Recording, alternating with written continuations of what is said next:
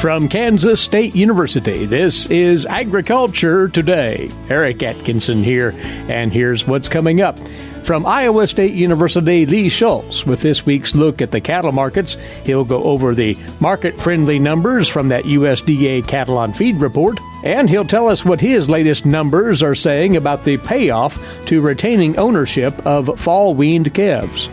Then a featured speaker from the K-State Beef Stalker Field Day last Thursday from Rabo AgriFinance Don Close on the possible benefits of business alliances between calf backgrounding operations and cattle feeders.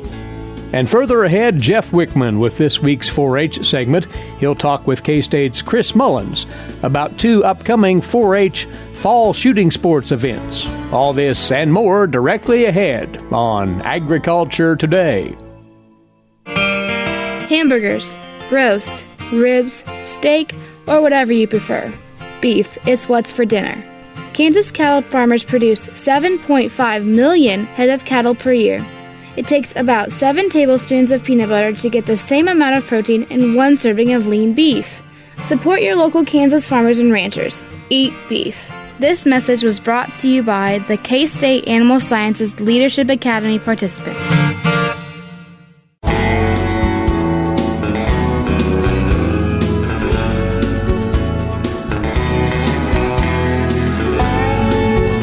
This is the K-State Radio Network, and you're tuned in to the Monday edition of Agriculture Today. Thanks for joining us. For our cattle market segment this week, we turn now to a livestock economist at Iowa State University. He's along with us regularly here, Lee Schulz, to cover what's going on in the markets currently. And Lee, the market recap for last week, first of all, we saw very modest, slight improvement in the fed cattle trade, so hopefully that market has found its floor, so to speak. Your thoughts?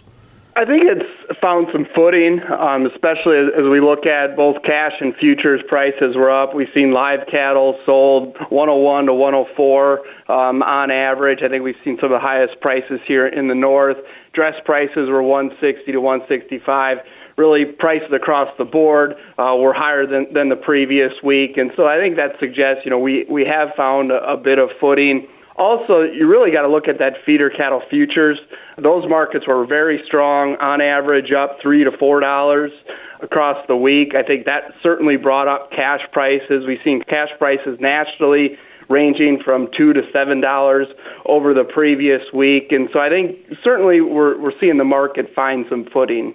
Is this just a matter of eventually the market will find that low ebb, or was something triggering this improvement directly? Well, I think the markets really had it priced into it for some time. If you look at the futures market, the October contract is the low contract on the board. December is trading almost $6 over. February is trading almost $7 over that December contract, and the April's even almost $4 over the February contract. So I think you really did see the carry in the market out there. But, there's several issues right now that are impacting the market. We have a rather, large supply given the capacity constraint we have out there, and that's certainly pressured the market. But I think there's some optimism that's been on the board, and it continues to be on the board. Now, fueling potentially more optimism, that USDA cattle on feed report released last Friday. Going in, the trade had expected that placements would be lower, but not as low as the number indicated eventually there. Yes, I think this was really a breath of fresh air, given, the pressure we've seen in the market. The cattle on feed number was actually lower than a year ago levels. This is the first time we've seen that since December of 2016, a year-over-year lower cattle on feed number. Placements, as you mentioned, were down 9%. Compared to year-ago levels. The trade had expected it down about 6%. So, that suggests maybe not so much optimistic for now, but as we look out into the future, and I think that's partially what the futures market's gotten placed out there as we get into 2020, that first quarter, there's going to be lower supplies than maybe what we expected at least. Also, marketing rates, those continue, I think, to at least show some currentness in the market. They were slightly below year-ago levels. We had one less marketing date, so that kind of explains that. But overall, we've seen the market rather current. I think there is some concern as we move forward, given the capacity constraint we have out there. We've seen weights increase a bit, that maybe we do back off that currentness, and that could kind of impact the market as we get into the fourth quarter. But by and large, the longer-term implications would be favorable to the trade, it sounds. Yes, I think when you certainly look at this report, it is one of the more rather bullish reports that we've seen, just from current cattle on feed numbers, as well as we look at placements and what that means for marketings as we get into 2020. Very good. How is domestic beef demand looking right now, Lee? What's the update there as the summer grilling season is starting to phase out? So I think we're coming off a rather strong period of demand as the way economists measure demand. As we look at the second quarter, consumers ate more and they paid higher prices for it. And so that shows that certainly demand is strong. Now, we are in the third quarter. We do usually see a bit of waning of demand before we get into the next holiday seasons, be it Thanksgiving and Christmas. But overall, demand has shown to be pretty strong. Cutout values are very strong. I think when you look at retailers, they are featuring beef at a really high rate right now. And so it shows that, it is competing in the retail meat case, but also realizing that we are flush with protein right now. The pork industry is expanding, the poultry industry is expanding, and so there's going to be a lot of competition for consumers' dollars. I think you start to see that a little bit in, at least retail prices have stabilized some. We haven't seen much increases in those. And so it's showing that they're needing to be competitive across the meats. And on the export scene, not a whole lot shaking there, is there, of late? Not as we kind of look at the accumulated exports. So what has been shipped, exports through September 12th are down 7% overall. Most of our major countries, when you look at Japan, South Korea, Mexico, Canada, those countries are all lower than a year ago. But I would look at, potential for optimism as we look at there's a lot of sales on the books. And so those are sales that have been made but haven't been shipped yet, so they potentially could be canceled. But overall, those are up 40% year to date compared to what we had seen last year. So I think there is potential to really continue to move those exports. Some of it's price related, as we've seen a little bit lower prices, and so we've seen some export consumers come into the market. But overall, when we look at the global export situation, especially when we look at China, their need for protein as they deal with African swine fever, we're seeing an increase in imports in some of those major countries. Just to note, China overall is up, over 100% when we look at imports of U.S. beef this year. Yeah, which is encouraging as we still watch with great intent the deliberations between the U.S. and China on the trade situation. So let's hang our hat on that optimism there. To round out our time here, Lee, you tell us that you have recently worked up some new numbers, if you will, on this decision that many a cow-calf producer may be weighing right now on retaining ownership of those fall-weaned calves, whether or not to hold on to them or move them in the market. What are the latest figures telling us there, Lee? Well, this is certainly an interesting question now, not only because, we're starting to see some calves being weaned here and the decision is becoming really prudent to producers, but we've also kind of seen a spike in calf prices, right? And so, I think that has, maybe incentivized some people to sell those calves now, but there's certainly the opportunity to, add weight and hopefully value and see that as a value proposition to retain ownership of those calves. Running those current numbers, I think they are coming in a bit lower than I had been the last couple of weeks, and that's because there isn't as much carry in that current feeder cattle futures market, which I use for a lot of those forecasts. So I would say, my average for, retained ownership looks to be about 73 cents per pound of gain. So you need to compare that then to the cost of gain. Now, I think in the current market with really copious amounts of grass still available, the corn market certainly hasn't been reacting to the possibility of a much smaller crop. I think cost of gain is certainly probably below those value grain prospects. Now, realizing all of those factors can change as we get into this retained ownership period. So, I think potentially if producers are thinking about retained ownership, putting some price protecting against lower,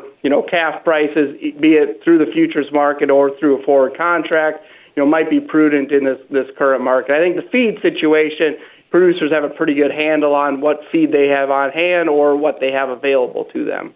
So really, and we rarely say this every year, but either way, retaining ownership or moving those calves as calf prices are on the rise, it's looking favorable in either case, it seems. Well, and it's all relative. So, certainly cow-calf margins have been pressured, and I think they are much tighter, and really the profitability depends on your cost of production, and so, it's very difficult to say, this percentage of producers are losing money and this percentage of producers are making money. Right. But in the current environment where I think there's a lot of risk to holding calves, there might be some opportunities to sell those calves now and not bear that risk. But I think also the market is suggesting there may be some value to be had out there. And a lot of it, I think, is due to the lower cost of gain that we're seeing this year. Very well. Of course, producers, put your own numbers to that decision and figure out which option is your best bet as we move into the fall, how to handle those weaned calves, retaining or selling. Lee, as always, we appreciate the comments, and we'll talk again in a few weeks. Many thanks to you. Thank you. Lee Schulz with us from Iowa State University. He's a livestock economist there, and he's been featured on this week's Cattle Market segment. And in something of a follow-up to Lee's comments there on the retained ownership question, next up we'll have a featured guest at the K-State Beef Stocker Field Day last Friday, who offered some novel ideas on calf backgrounding business arrangements. That's next here on Agriculture Today. Agricultural producers, landowners, and creditors, you have a partner in your legal and financial needs. Kansas Agricultural Mediation Services offers reliable, trusted information and guidance. Whether you need advice for ag credit concerns or are transitioning your operation to the next owner, Kansas Agricultural Mediation Services can assist you in making sound decisions for your business. To learn more, call 800-321-3276 or visit us online.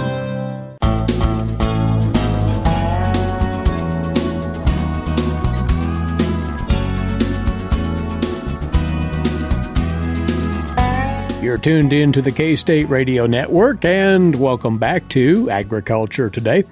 Last Thursday, the 20th annual Beef Stocker Field Day was held at Kansas State University's Beef Stocker Unit on the northwest edge of Manhattan.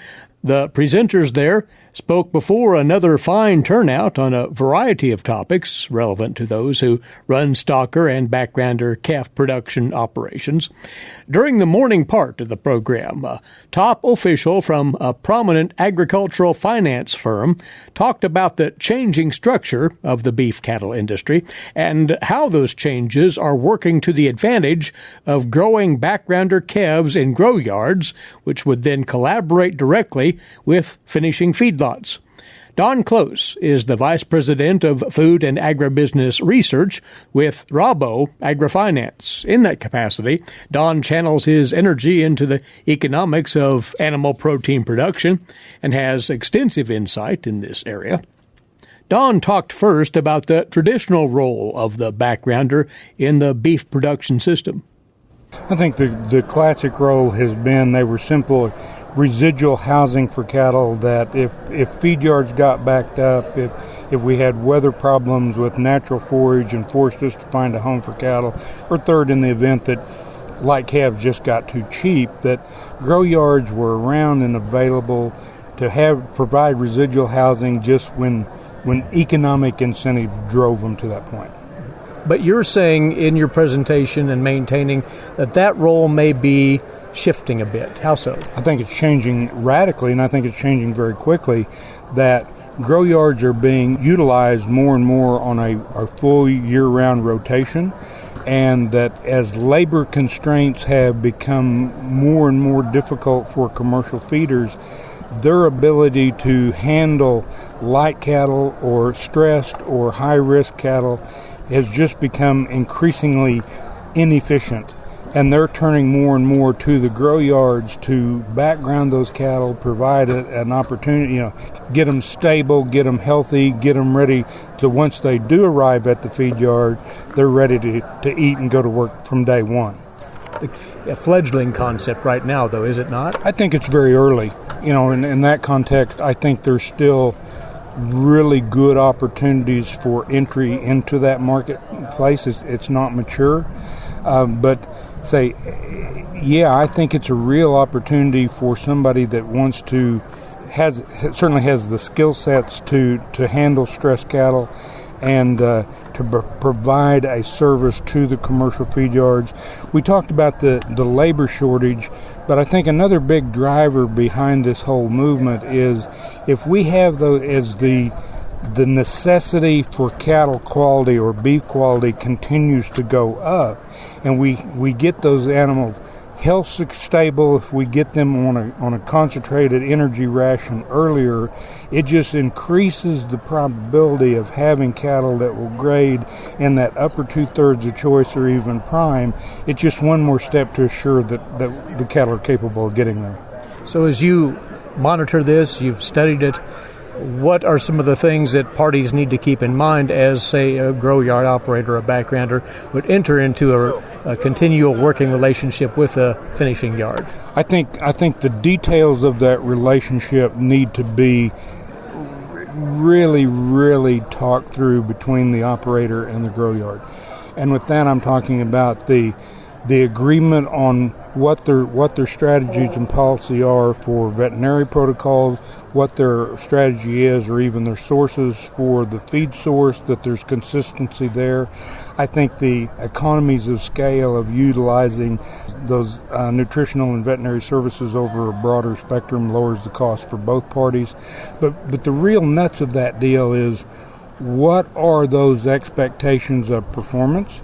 What are the expectations or allowances for receiving stress cattle or for an excessive death loss, or all of those things, that have those issues discussed beforehand before you get into one of those stress periods. And now we got both parties pointing fingers at each other. Let's know going in what those expectations would be. There needs to be clarity in who makes the call on certain facets of this arrangement then. Absolutely true. So where do you think this goes from here? It's got some traction out there, but a long ways to go. What's going to be the thing that will really make this more widely accepted, to put it that way, in the system? I think there's a host of reasons. I think one of the basic drivers behind this whole thing, the biggest one would just be shortage of the labor issue isn't going to go away, at least anytime soon. I think another big driver is the growth in beef demand we have seen in the last 5 to 10 years, both domestically and export, has been driven on beef quality, and the requirements or the pressure to continue to increase that quality is only going to increase. Those are the real drivers. I think a third is, as availability of grass continues to contract, our need for those available grass acres to increase the cow herd, that we could ultimately displace some conventional yearling operations to confinement to open up those grass acres for cows.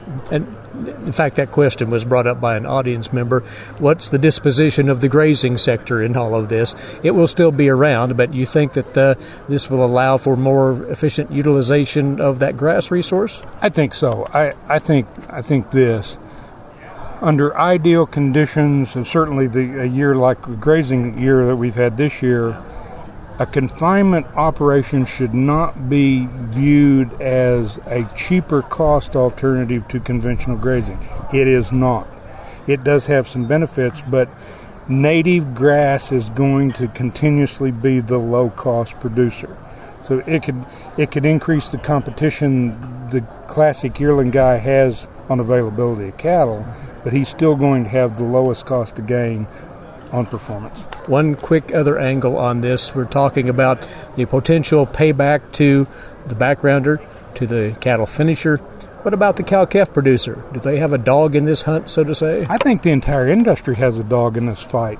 And from the cow-calf producer's perspective, I think it's good news for him because it not only increases the number of potential buyers for his calves, but it broadens that sales window out. Instead of the classic deal of we see vast numbers of calves come to market from September to early November, that it enables both the buyer and the seller to stretch out that sales window to create opportunities when you're not trying to sell cattle the same day as every one of your neighbors. So maybe the economics will trigger this to really take off in the relative near future. I think this one has multiple reasons for existence, and I think it's going to be a bigger component of the industry going forward. Well, you shared that topic very well and made a very strong case for this, and we appreciate you, Don, spending a few moments with us right here. Thank you. You're more than welcome. Thank you. Those are remarks from Don Close, Vice President of Food and Agribusiness Research with Rabo AgriFinance. He outlined what he sees as the merits of beef-calf grow yards forging direct working relationships with cattle feeders as a potentially significant shift in the cattle production chain. This during the 2019 Beef Stalker Field Day, hosted by K-State's Animal Sciences and Industry Department this past Thursday. Now, Don talked there about coordinating calf health protocols as part of that working relationship between the backgrounder and the cattle finisher. Just to let you know, there's a brand new study out of K-State that's just been posted that relates to this. It looked at how the geographical region of calf origin in the U.S. would affect the price premiums paid for value-added health protocols implemented in that calf production. K-State graduate research assistant Maggie Smith, responsible for this work. She noted here that while extensive research shows that preconditioning programs provide price premiums on a national basis, the effect of management level throughout the different regions of the U.S. had not been examined to date. Up to now, differences in climate, in management and marketing approaches, variations in trucking distance, those regional factors that may influence the health protocol had not been evaluated.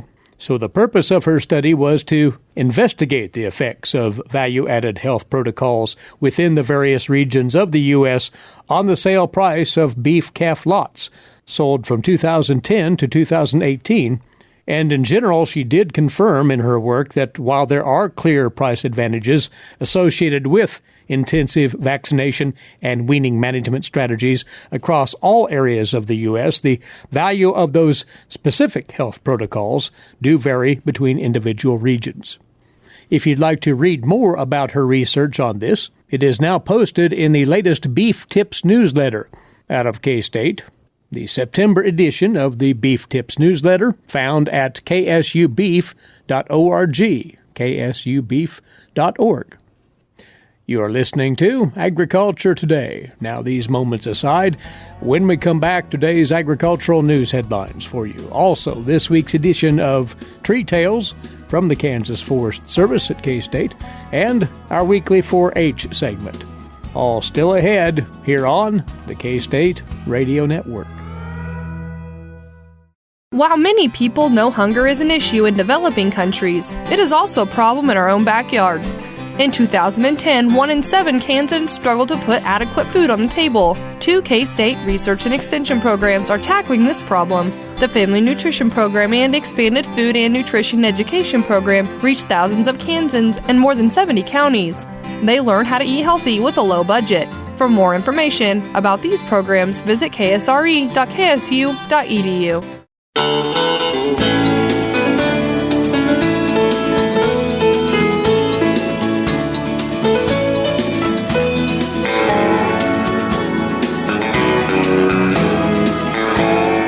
We're back now on Agriculture Today.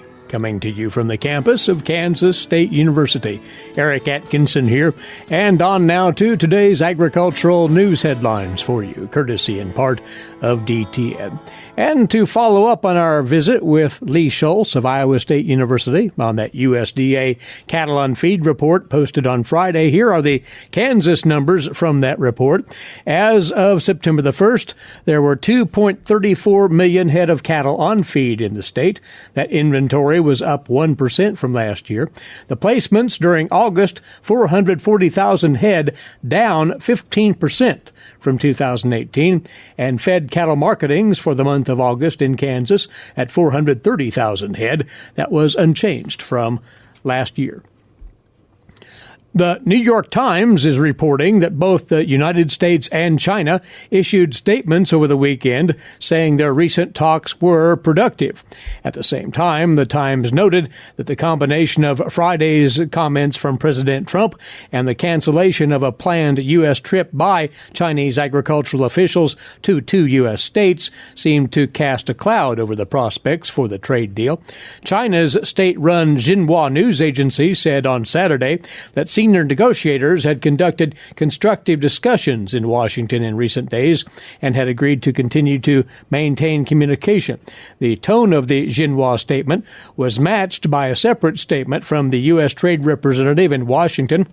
That statement said these discussions were productive, and the U.S. looks forward to welcoming a delegation from China for principal-level meetings in October, as that statement read.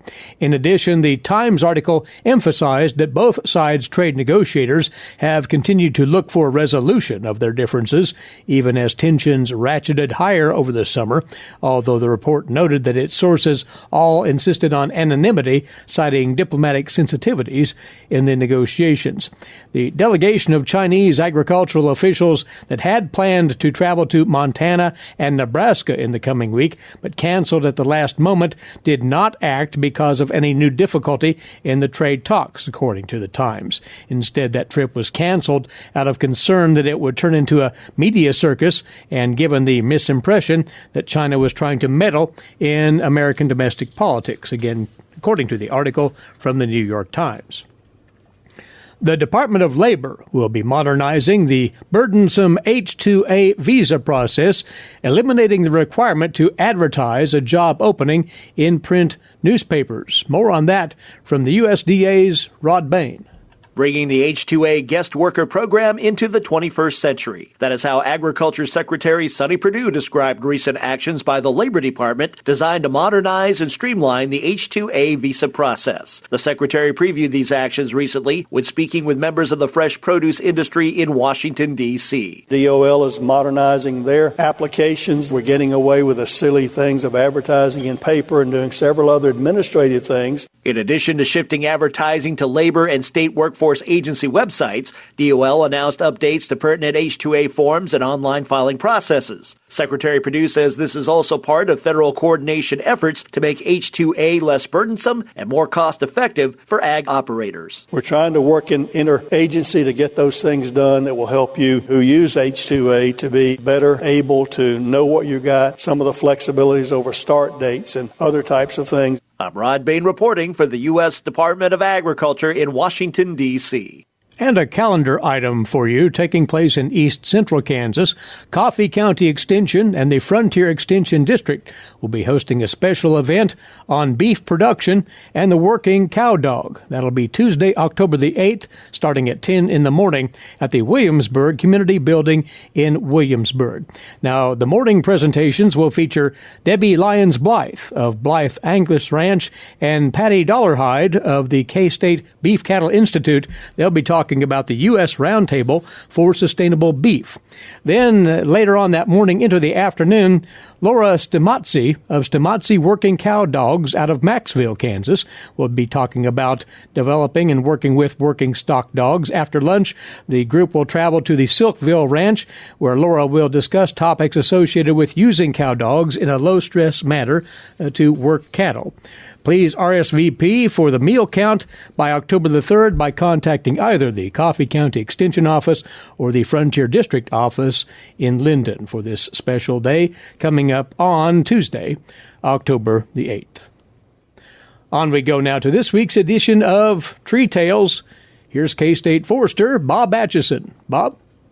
Oak hickory forests make up 57% of Kansas woodlands, about 1.3 million acres. Their fruit, known as acorns or mast, are an important food source for white-tailed deer, turkey, squirrels, and wood ducks. Woodland owners managing for wildlife have the ability to increase acorn production for their wildlife by following a few simple guidelines. Acorn production varies tremendously from one tree to the next and from year to year, making it extremely hard to predict. For this reason, it is important for landowners to record the acorn production of specific trees in their woodlands over a 5-year period generally. Mid to late August is the best time to look for good acorn-producing trees before insects and predators disturb them, and binoculars can be an extremely helpful tool. Good acorn crops occur 1 out of every 3 to 4 years, so look for trees that produce good crops in these off years and mark them. Retaining a mixture of red and white oaks in a 2-to-1 ratio, that is 2 red oaks to every white oak, will avoid total mass failure in years when acorn production is low. If wildlife is an important objective for your woodlands, oaks should make up about 50 to 60% of the total species composition. The diameter and age of oaks is also important to consider in selecting good acorn-producing trees. Most oaks will not produce many acorns until they're 30 years old. Red oaks maximize acorn production at around 20 inches in diameter at breast height, while white oaks, on the other hand, reach maximum acorn production at about 26 inches. Once good acorn-producing trees have been identified, their crowns and canopies should be released on all 4 sides from adjacent competing trees. This allows a tree canopy to receive full sunlight, which is critical for good acorn production. For more information about managing your woodlands, contact the Kansas Forest Service at 785-532-3300 or check us out on the web at www.kansasforest.org. This is Bob Atkinson with the Kansas Forest Service at K-State, encouraging you to value and manage the woodlands on your property. You've been listening to another Tree Tale. Many thanks, Bob, and we'll be back with more in a moment on this Agriculture Today. Agriculture and food systems are the main drivers of the Kansas economy, but must be improved in order to feed the world's growing population. How are we going to do so? Reduce food loss, find ways to preserve grasslands, and help families stretch their dollars. Global food systems is one of the 5 grand challenges K-State Research and Extension is addressing. To learn more, visit www.ksre.ksu.edu.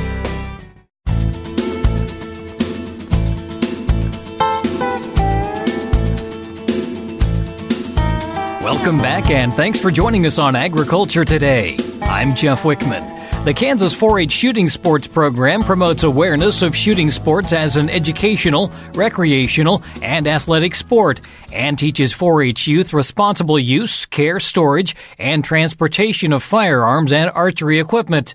According to Kansas 4-H Program Coordinator Chris Mullins, one fall shooting sports event was held on Saturday, and 2 more are scheduled for this Saturday and the following weekend. Yes, we did. We had a match. Our archery match was at Smoky Valley Shooting Sports out of Lindsborg, and we had a great number of participants, and it was an all-around good time. Tell us how this works. What all is included when we talk about shooting sports? Because you mentioned archery, so it's not just rifles and BB guns. That's correct. We have numerous different disciplines for our fall shooting sports. It ranges everything from archery, different disciplines within archery, so compound to recurve bows, to a second state match will be hunting skills, muzzleloader, small bore pistol, small bore rifles, and then our last state match, which is on October 5th and 6th, is our shotgun matches, which will include trap and ski, and then on the following Sunday will be sporting clays. Talk a little bit about the match coming up on the 28th. That'll be near Topeka or in Topeka? It'll actually be outside Topeka at the Capital City Gun Club, and that match will be the hunting skills, muzzleloader, small bore pistol, and small bore rifle match. And then you're near Wichita the following week? That's correct. The 5th and 6th, the shotgun match will be at Ark Valley Trap, just right outside of Wichita, and then the Shady Creek Sporting Clays range is near Belle Plaine. So how do you line up all of these different locations? Well, that's a great question. We have a great group of volunteers that serve as our committees, and they get around for each different discipline and talk about areas where we can host the large number of kids, especially for shotgun. We have, 800 and some kids shooting, so we need a space large enough to be able to handle that many youth shooting in our program. So Ark Valley is a great place for us to shoot skeet and trap, and Shady Creek's a new place for us to try sporting clays, and we're really excited about this opportunity. So this is something that takes a lot of coordination. When you've got that many youth moving in and out of the facility, you've got to have things set up to where they know exactly when they need to be there and how long they're going to have to be there. That's correct, and we're lucky again for a great volunteer group. We have some great coordinators that help us set up, get the ranges running, get the scoring done, and we're extremely lucky here at 4-H. A lot of those volunteers also help with the weekly practicing and everything else that goes on. Yes, that's correct. We have coaches that will take these youth and their individual clubs and practice them for months and months, weekly practice to sometimes even daily practice for some of these leading up to these state matches. So our instructors out in the different clubs are doing a great job, and we're really seeing improvement of their scores, which is good, and see these kids really grow and learn about their disciplines and seem just excited to be out there shooting, which is what it's all about. And all of these coaches are certified as well. That's correct. All these coaches are trained. We have a training in the spring where all these coaches learn specifically about one discipline. So it can range from anything from just being like certain archery, and they'll learn the basics of archery. They'll learn how to teach youth about the archery. They'll do the educational piece on, the Coriolis effect and all the other jazz and the physics of the arrow jumping down. And these coaches, you can tell that they're super passionate about teaching what they love. And I did muzzleloader this last year, and it was awesome. I had very little knowledge about the muzzleloader discipline, and I learned a ton for that 3-day course. Yeah, I remember when my son took BB guns, they actually didn't do any shooting for several weeks. Yeah, that's correct. Some of the clubs, they really get into the mindset of safety first, which is always great, and then just learning the disciplines, breathing, positions, and just the proper shooting mechanisms before they actually do the live firing, which is awesome. In addition to learning the sport itself, what are some of the other things that the youth are picking up as just part of this? It's a great camaraderie. These kids are cheering each other on.